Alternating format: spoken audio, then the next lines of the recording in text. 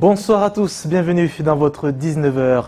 À la une de l'actualité ce soir, 8e journée sans transport pour les élèves et étudiants du territoire. Les conducteurs de bus décidés à maintenir leur droit de retrait sans application immédiate du protocole d'accord signé il y a 2 semaines avec les autorités. Un mouvement qui aujourd'hui est soutenu par l'intersyndicale qui appelle à la grève la semaine prochaine. Explication au cours de cette édition, juste après les titres de ce jeudi 15 février. Le droit de retrait des conducteurs de transport scolaire est toujours en vigueur. Ces derniers attendent la mise en application immédiate des mesures promises pour lutter contre l'insécurité dans les bus scolaires. Ils refusent de reprendre le travail sans garantie quant à leur sécurité au quotidien. Reportage. En marge de la grève générale prévue le 20 février prochain, la FSU Mayotte appelle à la grève afin de faire réagir les autorités. Conditions d'accueil des élèves, conditions de travail du personnel, violence en milieu scolaire, les syndicalistes pointent du doigt la situation dans l'éducation nationale et explications. Après 3 semaines de concertation, le ministre de l'Éducation nationale, Jean-Michel Blanquer, a présenté hier le nouveau visage du baccalauréat. Programme revisité, changement dans les épreuves du bac, suppression des filières au profit de parcours personnalisés. Le lycée se verra totalement transformé par cette réforme. Le point à la fin de cette édition. Plus d'une semaine que le personnel de transport scolaire exerce un droit de retrait en réponse aux actes de violence sur les lignes de bus du territoire. Des conducteurs toujours aussi mobilisés sur le terre-plein de Ntsapéré et en attente d'une garantie de l'application immédiate d'un protocole d'accord signé il y a 2 semaines. Des agents actuellement affectés dont la coupe est pleine par la situation et dont un groupe de parole a été ouvert. Reportage. Le terre-plein de Ntsapéré, désormais quartier général du personnel de transport scolaire, un lieu devenu depuis plus d'une semaine un espace de discussion, de réconfort et de réflexion. Des agents à la recherche d'un remède contre une insécurité subie quotidiennement. On est en train de discuter, chacun parle de ses problèmes, chacun parle de ce qu'il rencontre. On est devenu comme quasiment des assistants sociaux. Des choses qui remontent de plus en plus et comme certaines choses ont été bloquées, vous remarquez vous-même que les établissements divers et variés à Mayotte, des problèmes se multiplient. Forcément, il y a un peu de lassitude, il y a un peu de désolation, il y a un peu d'impuissance, il faut dire ce qu'il en est, du fait que on en souffre quand même. Et il faut savoir que les gens qui sont là-bas, qui vont à l'école, ou qui vont plus à l'école plutôt, c'est nos enfants, c'est nos sœurs, donc c'est une situation douloureuse et pour nous et pour l'ensemble de la profession. Une profession actuellement en réelle difficulté. Irshad est chauffeur depuis peu à Mayotte. Après avoir débuté à l'île de la Réunion, il décide de rentrer sur son île natale pour exercer son métier. Une situation à vivre dont cet agent, âgé d'une 20aine d'années, était loin de s'imaginer. Le temps que j'ai fait à La Réunion et tout, j'ai jamais vu cette situation. J'ai jamais eu de grève de bus parce qu'on casse les bus, parce que ceci, cela. Et je vais à Mayotte, je vois ce qui se passe et tout. Il y a un souci à Mayotte. Et cette situation, je peux dire que c'est affreux. Il faut changer ça. Sinon, c'est l'avenir des enfants qui vont à l'école qui est en jeu. Même constat pour Javid Soufou. Entré dans la profession il y a 4 ans, ce conducteur parcourt une des lignes les plus risquées de l'île. Dernièrement, son bus a encore fait l'objet d'un caillassage. Aujourd'hui, cet ancien élève du territoire accuse le coup. Avant, quand j'étais au lycée, j'ai jamais vu des trucs pareils, des bus caillassés, mais là, au jour d'aujourd'hui, c'est un petit peu difficile, quoi. Pour Adinani Bina, la coupe est pleine. Ce transporteur sous-traite avec la société Matisse depuis une dizaine d'années et n'a jamais autant enregistré de dégâts matériels en si peu de temps.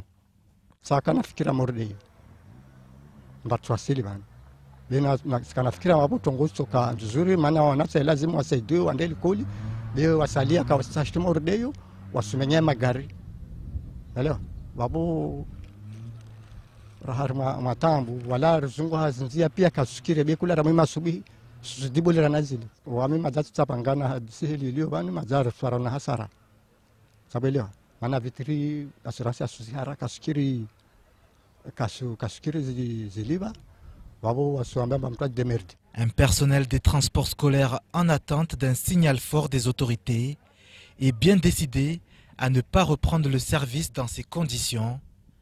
Ce vendredi, pour la 9e journée consécutive, le ramassage des élèves du second degré et des étudiants ne sera pas assuré dans l'ensemble du département. Et en marge du personnel des transports scolaires, les syndicats locaux ont également décidé de s'attaquer au problème de l'insécurité liée à l'éducation nationale. 2 intersyndicales appellent par ailleurs à la grève générale à compter de mardi prochain. Objectif, faire réagir les autorités. La FSU sera également du mouvement le même jour pour des raisons similaires. La fédération continue de réclamer plus de moyens matériels et humains pour répondre à une problématique aujourd'hui difficile à résoudre. Pierre Bellucci, Leslie Vimenet. La FSU, Fédération syndicale unitaire, regroupe des syndicats de l'éducation et de la fonction publique. À Mayotte, elle est notamment représentée par le SNUPP FSU ou encore le SNES FSU, des syndicats qui ont décidé de se mettre en grève pour dénoncer la violence dans l'éducation nationale. On a actuellement un problème de violence qui crée une anxiété généralisée, aussi bien chez les élèves que chez les agents, enfin chez nos collègues et que chez les parents. Cette situation conduit à des droits de retrait auxquels vous avez assisté. Tous, vous assistez régulièrement. Bon, certains lycées, comme le lycée de Cahagny, est en droit de retrait depuis 4 semaines. C'est quand même énorme. Alors, c'est extrêmement inquiétant parce que face à cela, il n'y a pas eu de réaction. Et donc, on en vient à penser que les autorités sont impuissantes par rapport à cette situation. Les syndicats réclament un choc d'investissement à Mayotte. En effet, selon la fédération, la violence doit être considérée comme un symptôme de la dégradation du système public d'éducation. C'est pas que la délinquance. Le mouvement, il est lié à tout. Il y a un ensemble. Ouais. Ça fait déjà depuis des années qu'on dit que il nous faut plus d'écoles, il nous faut plus de personnel, il nous faut plus de moyens qui nous permettraient de donner à nos enfants l'éducation dont ils ont droit. Si il n'y a pas assez d'écoles, s'il n'y a pas assez d'encadrants, s'il n'y a pas assez de commandes de psychologues scolaires, s'il n'y a pas assez de ça, malheureusement, on ne peut pas faire quelque chose de qualité. Et c'est ce à quoi nous sommes confrontés aujourd'hui. Les enfants, ils se sentent abandonnés, ils n'ont pas des encadrants, ils n'ont pas de cadre, donc... Manque d'encadrement, absence de cantine pour se restaurer, investissement par an et par élève inférieur à la moyenne nationale.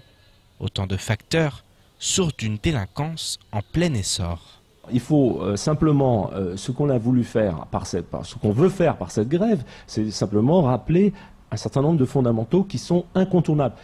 J'ai lu dans France Mayotte l'interview de Mansour Kamardine qui ne dit pas autre chose que ce qu'on est en train de dire. C'est-à-dire que vous avez un investissement par an et par élève à Mayotte qui est de 4 200 € contre 7 800 en moyenne en France. Donc vous voyez là, simplement pour prendre ce chiffre, c'est absolument parlant. On est sur un département qui devrait avoir au moins le même niveau que ce qui est donné dans les autres départements français, même si ce n'est pas forcément satisfaisant dans les autres. En tout cas, nous, on est très loin de ça. Donc, il y a un effort très important à faire, d'autant qu'on est en éducation prioritaire. La fédération réclame notamment les moyens censés accompagner les établissements en REP et REP+. Elle souhaite par ailleurs de nouvelles mesures d'attractivité des transports et des établissements sécurisés ou encore une augmentation du nombre d'internats. Le tout afin que les élèves étudient dans de bonnes conditions et ne se détournent plus aussi facilement du droit chemin. Bonsoir Pierre Bellucci. Bonsoir Sonny, bonsoir à tous. Alors l'insécurité ou la lutte contre la violence, sujet principal de tous les acteurs du territoire, et ça ne date pas d'hier, comme on dit.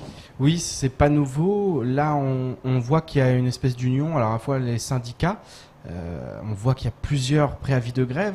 D'un côté, la grève générale avec les grands syndicats, à savoir l'UDFO, l'UICFDT, la CFE-CGC, la CGTMA, qui eux vont s'allier aussi pour les transporteurs, mais pour le problème de violence de manière générale. À Mayotte, dans l'éducation nationale, ça sera une grève générale donc prévue mardi prochain. Ce même jour, il y aura une autre intersyndicale composée notamment de la CGT Éducation ou de Solidaire, Sud Solidaire, qui seront aussi en intersyndicale pour un mouvement lié à l'éducation avec des revendications proches de celles de la FSU. Et puis 2 jours plus tard, à la veille des vacances scolaires, on aura la FSU. Donc on voit que tout le monde se réveille, mais c'est vrai que c'est pas nouveau. C'est pas nouveau. Maintenant, il y a urgence. Il y a urgence parce que déjà ça fait plus d'1 semaine qu'il n'y a plus de ramassage scolaire, parce que la violence elle monte en grade et ça devient vraiment terrible avec des gens qui ne veulent plus aller travailler, des élèves qui peuvent plus se rendre dans leurs établissements parce qu'ils ont peur et ça ne peut pas durer. Effectivement, il faut qu'il y ait des infrastructures et on rejoint aussi ce que disent les syndicats lorsqu'ils expliquent qu'effectivement il y a un lien entre la dégradation des conditions de travail et d'accueil dans les établissements et cette violence, parce que lorsqu'on n'encadre pas les enfants, lorsqu'il n'y a pas de cantine par exemple, ça c'est assez extraordinaire que l'État ne mette pas les moyens pour restaurer les enfants le midi et les élèves. Ça c'est vrai que c'est un combat. On se demande pourquoi il n'a pas été mené avant. C'est important quand même lorsque vous avez des enfants qui le midi sont obligés, qui sont au collège et le midi sont obligés d'aller manger à l'extérieur. C'est vraiment anormal. Donc voilà, toutes ces choses effectivement elles reviennent sur le devant de la scène aujourd'hui, mais elles ne sont pas nouvelles. On est encore une fois, encore et toujours non pas dans l'action mais dans la réaction, et ça c'est vraiment dommage. On attend qu'il se passe des choses pour agir, mais bien souvent il est trop tard. Donc unité à suivre. Est-ce que pour autant cela fera réagir les autorités dont on a l'impression qu'elles sont bien impuissantes? Oui, effectivement, il y a ce constat d'impuissance de la part des autorités elles-mêmes, qui effectivement expliquent qu'elles ne peuvent pas régler les problèmes du jour au lendemain.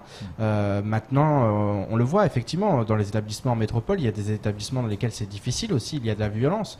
Dans des établissements outre-mer aussi, il y a de la violence, il y a des problèmes, mais là on atteint des proportions qui sont juste extraordinaires et qui sont surtout dangereuses pour la sécurité des uns et des autres. Il faut effectivement peut-être mettre des murs autour des établissements, faire en sorte que les élèves ne puissent pas entrer et sortir comme ils veulent, qu'ils puissent se restaurer au sein des établissements, voilà, qu'il y ait des conditions d'accueil dignes de ce nom, dignes de la République française, tout simplement. Aujourd'hui, c'est pas du tout le cas, et on comprend la colère, on comprend la grogne. Elle vient à la fois des élèves, bien entendu, des personnels, mais aussi des parents, et c'est aussi un rôle important qui va être à jouer pour les parents d'élèves. Ils vont aussi devoir monter au front pour faire réagir l'État, pour lui dire que c'est plus possible. L'éducation, c'est une priorité, et aujourd'hui, le compte est loin d'y être. Autre situation qu'on ne signale pas forcément, c'est que c'est une année de plus perdue pour les écoliers. Ben là, ça fait, si on prend Kahani, c'est vrai qu'il y a un baccalauréat à la fin de l'année. On va en parler juste après du baccalauréat avec la réforme, qui pose aussi question par rapport à Mayotte. On va l'aborder, mais effectivement, ça fait 1 mois que le lycée est fermé. Donc, rattraper 1 mois, une année du bac, c'est juste impossible. Donc, c'est une année de perdue. On connaît déjà les retards. Donc voilà. Donc ça, ce sont des choses qui s'accumulent, et il faut vraiment prendre à bras le corps de nombreux problèmes à Mayotte, mais ce problème de l'éducation, même s'il est lié bien entendu à d'autres problèmes, mais il faut vraiment que les autorités elles se penchent dessus, et pour ça, encore une fois, il faudra faire pression, sinon on restera dans cette logique de réaction et non pas d'action. Merci Pierre pour toutes ces précisions. Et face à cette violence criante dans le territoire, les policiers sont en première ligne. Bien souvent malmenés sur le terrain, ils sont pourtant à l'origine des derniers chiffres de la délinquance, en baisse de 9% à Mayotte l'année dernière. Des chiffres qui restent cependant à relativiser au regard notamment d'un découragement de la population à déposer plainte. Par ailleurs, pour le porte-parole du syndicat Alliance Police à Mayotte, une limite a été atteinte en raison là aussi du manque criant de moyens pour les forces de l'ordre du département. Thierry Lizola au micro de la matinale de Kwezi. Je suis en phase avec la préfecture parce que de toute façon c'est moi qui fais baisser les chiffres. Oui. Il y a moins de malades mais il y a plus de malades graves. Oui, c'est moi qui fais baisser les chiffres, je suis policier. Donc on est 200 policiers à faire baisser les chiffres, plus 200 policiers à augmenter les interpellations reconduites frontières. Donc oui, là-dessus je peux que être d'accord avec la préfecture. Il y a une baisse des faits constatés sur le terrain parce que mes collègues se sont impliqués davantage, mais il n'y en aura pas l'année prochaine parce qu'on est au maximum de ce qu'on peut faire. Ça, c'est une certitude. Il y a une augmentation des violences sur les mêmes faits constatés avec une tendance baissière globalement, mais il est vrai qu'il y a une augmentation de la violence. Parce que sur des mêmes faits, vous allez avoir des personnes qui vont aller à l'hôpital et qui n'y allaient pas avant. Donc, vous allez avoir des faits qui vont se répercuter en justice parce que vous aurez des violences, donc un sentiment d'aggravation.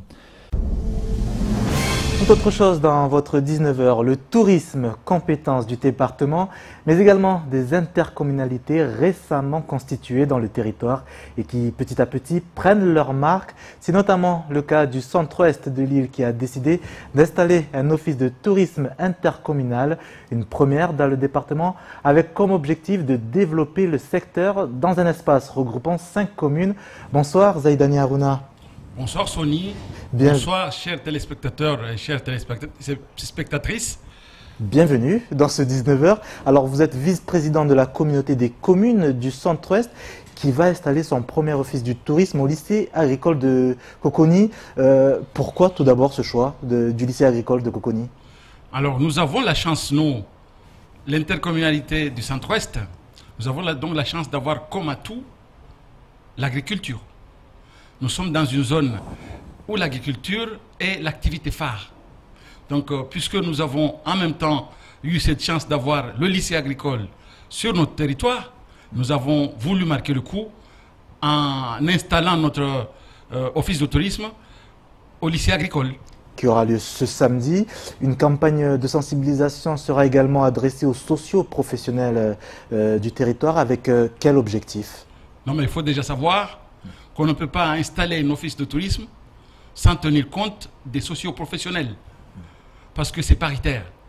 Il y a aussi bien des élus et des socio-professionnels. Et c'est comme ça que nous allons pouvoir mettre en valeur tout ce qui est tourisme, activité touristique sur le territoire. Alors, quelles sont vos attentes justement de ce secteur, de ce projet au sein de votre territoire, de vos territoires? Non, mais c'est que nous savons que nous avons des socio-professionnels qui sont très dynamiques, aussi bien dans le domaine de l'hébergement, dans le domaine de la restauration, dans le domaine de l'artisanat. Et nous avons voulu mettre en valeur ces activités au sein de notre territoire. Et c'est la raison pour laquelle nous nous sommes réunis, professionnels et élus, pour mener à bien ces activités. Et puisque nous sommes les premiers à avoir eu cette idée, nous avons voulu faire en sorte à ce que les autres puissent avoir l'envie de nous imiter. Alors le tourisme figure parmi les compétences obligatoires des intercommunalités.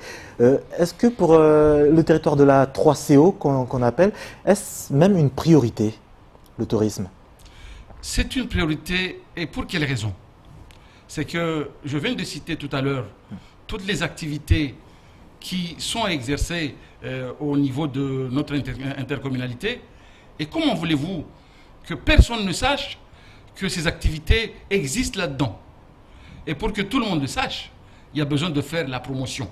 Et c'est surtout l'activité principale de l'Office de tourisme, c'est d'accompagner et d'assurer la promotion des activités que nous pouvons offrir à notre public. Alors la promotion, ce sera la principale stratégie des communautés de communes du Centre-Ouest pour développer ce secteur? Tout à fait, il y aura la promotion, il y aura l'information, il y aura... en fait, on fait en sorte d'avoir une équipe capable de dynamiser le secteur sur le territoire. Alors, seul bémol, vous pouvez vous en rendre compte avec l'actualité, on n'arrête pas d'en parler dans l'actualité, la sécurité qui n'est pas de votre compétence, certes, mais est-ce que cela ne risque pas de vous poser des difficultés pour mettre en place votre projet de développement du tourisme? Je pense qu'à cette question, une réponse a été déjà donnée sur ce plateau par l'intermédiaire du vice-président ou de la vice-présidente chargée du développement économique et du tourisme, à savoir qu'aujourd'hui, la 3CO est en train d'aménager et de mettre en valeur ces sites touristiques, mais on ne va pas les aménager et laisser l'insécurité régner sur ces sites. Donc nous allons faire en sorte de prendre les mesures nécessaires pour que le public puisse profiter pleinement de ces activités. Alors l'agriculture, est-ce que c'est la seule spécificité du territoire des 3CO, ou il y a d'autres spécialités que vous aimeriez mettre en avant durant ce projet? Je pense que tout à l'heure, j'ai parlé des sites touristiques. Des sites touristiques, bien Donc, évidemment. nous avons certes l'agriculture qui nous permettra de faire ce qui est une nouveauté aujourd'hui, l'agritourisme, qui fait que un touriste peut visiter des champs, il peut loger sur des champs, il peut acheter des produits sur le champ. Mais en même temps, nous avons les plages, de belles plages. Nous avons la cascade. Nous avons beaucoup d'outils touristiques qui vont nous permettre de mettre en valeur notre intercommunalité et permettre à ce que la dynamique puisse régner sur le territoire. Et donc, qui dit dynamique, dit richesse des acteurs. On touche du bois justement pour ce beau projet. Alors pour rappel, la communauté des communes du Centre-Ouest est toute récente. Elle a vu le jour le 31 décembre 2015. Alors quelles sont les autres ambitions de l'intercommunalité du Centre-Ouest? Non, mais il faut savoir que tout à l'heure vous avez parlé des histoires de... Sécurité, bien évidemment. Oui, il y a la sécurité, mais des enfants qui n'arrivent pas à avoir du repas chaud. Donc nous avons un projet qui est aussi pas négligeable du tout, c'est la cuisine centrale. Nous avons prévu de faire en sorte à ce que nous puissions mettre en place cette cuisine pour que nous puissions servir nos écoles donc de repas chaud. Repas chaud, local également? Local, tout à fait. Parce que tout à l'heure, je parlais des acteurs touristiques, des artisans, mais en fait, la culture qui est nature chez nous permet d'avoir une production agricole locale. Et si nous avons une cuisine centrale avec des associations d'agriculteurs qui se coordonnent et que nous accompagnerons pour qu'ils puissent servir cette cuisine centrale en produits locaux, je pense que c'est tout le monde qui gagnera. Aussi bien les chômeurs qui auront du travail, mais aussi les enfants qui auront une nourriture fraîche et locale. Merci Zaïdani Harouna d'être passé par ce 19h. Je rappelle juste que ce samedi, dites-nous. Non, ce que je voulais justement dire, c'est ce que vous avez commencé à dire. Oui. C'est que ce samedi, à partir de 9h30, nous accueillons les invités. À 10h, il y aura le discours donc, du président de la communauté de 3CO. Et puis, à partir de 10h15, on va effectuer les élections. Et les élections du président et du vice-président. Et à partir de là, nous aurons le président qui sera élu, qui prononcera son discours à 11h45. Et à midi, nous invitons tout le monde à prendre part à un déjeuner sous forme d'un buffet. Donc, vous êtes tous les bienvenus et vous allez voir, ça sera une réussite ce samedi. Et bien voilà, pour le programme de ce samedi que vous venez de défiler. Merci encore d'avoir accepté notre invitation. Zaïdani Harouna, vice-président de l'Interco du Centre Sud-Ouest, chargé des finances. Merci encore à vous. Le reste de l'actualité locale à présent de ce jeudi 15 février dans les brèves de Pierre Bellucci et Leslie Vimenet. Suite à l'agression du jeune Ben Nazek, plusieurs agresseurs ont été identifiés quelques jours après les faits par les enquêteurs de la section de recherche et de la brigade territoriale autonome de Mamoudzou. Mercredi 7 février, une première opération judiciaire avait ainsi permis les interpellations d'un jeune homme et d'une jeune fille soupçonnés d'avoir participé à l'agression. Dans la soirée, un troisième individu avait été interpellé par les enquêteurs, reconnaissant sa participation à l'agression. Le lendemain, les enquêteurs ont interpellé deux autres participants qui, comme les autres, rapportaient les circonstances de leur participation aux faits. Les 5 interpellés ont été présentés vendredi dernier au parquet de Mamoudzou. Une information judiciaire est ouverte à leur encontre. Mardi, ils ont tous été placés sous mandat de dépôt, tandis que d'autres mises en cause sont en cours d'identification. L'état du blessé, quant à lui, s'est stabilisé, malgré la gravité de ses blessures. Et le week-end dernier, plusieurs agressions avec armes ont eu lieu sur différents sites touristiques, plages et chemins de randonnée. Dimanche, sur les pistes du Mont Chungi, 3 randonneurs ont ainsi été agressés par 2 individus qui se sont emparés de leurs effets personnels. Les investigations menées par la brigade territoriale autonome de Mzoasia ont permis l'interpellation de l'auteur des faits mardi dernier par un élément de l'antenne GIGN du commandement de la gendarmerie de Mayotte. Son complice activement recherché est en cours de localisation. Suite à cette série d'agressions, la gendarmerie renouvelle ses recommandations de sécurité. Au bord de l'eau, évitez de vous installer en des lieux isolés.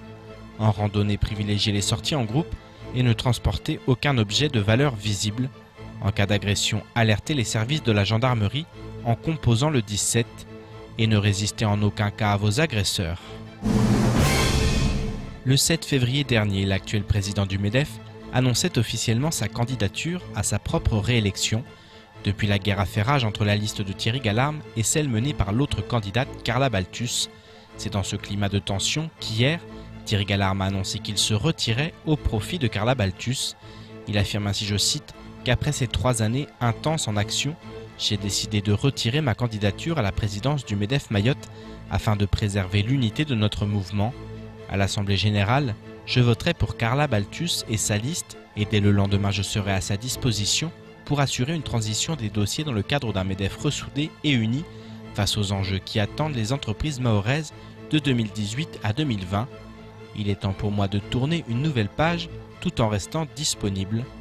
Le suspense semble donc terminé et Carla Balthus va devenir la première femme mahoraise à devenir présidente du syndicat du patronat local.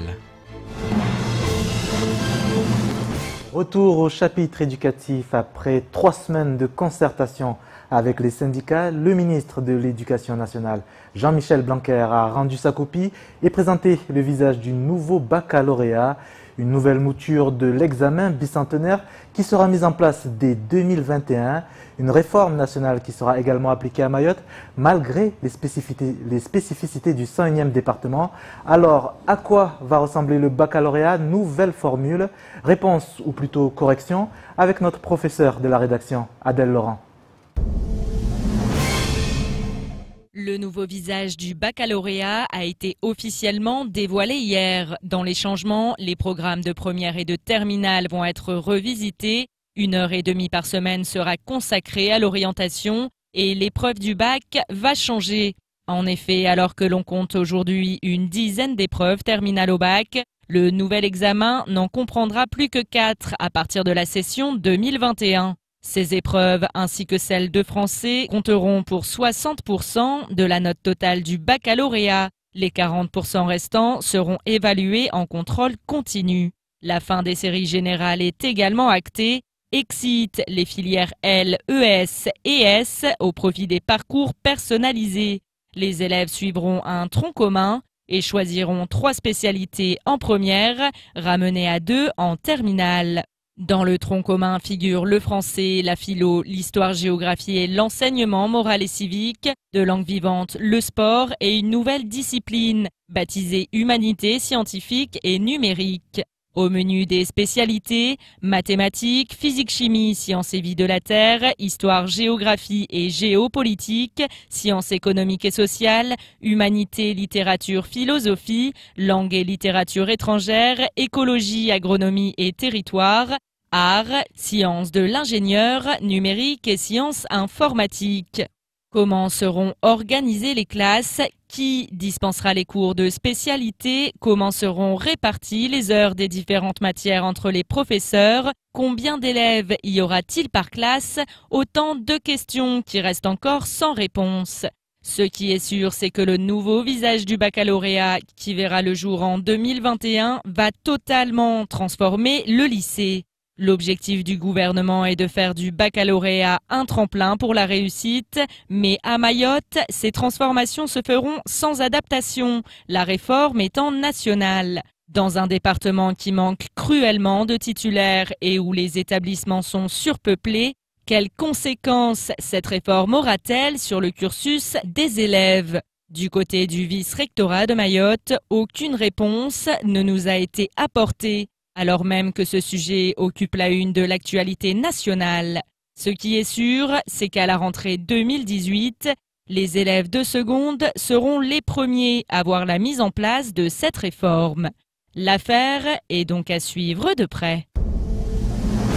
C'est la fin de ce journal, merci de l'avoir suivi. À suivre sur les antennes de Kwezi la suite de votre programme. Rendez-vous demain 19h pour un nouveau bulletin d'information. Belle soirée à tous sur Kwezi.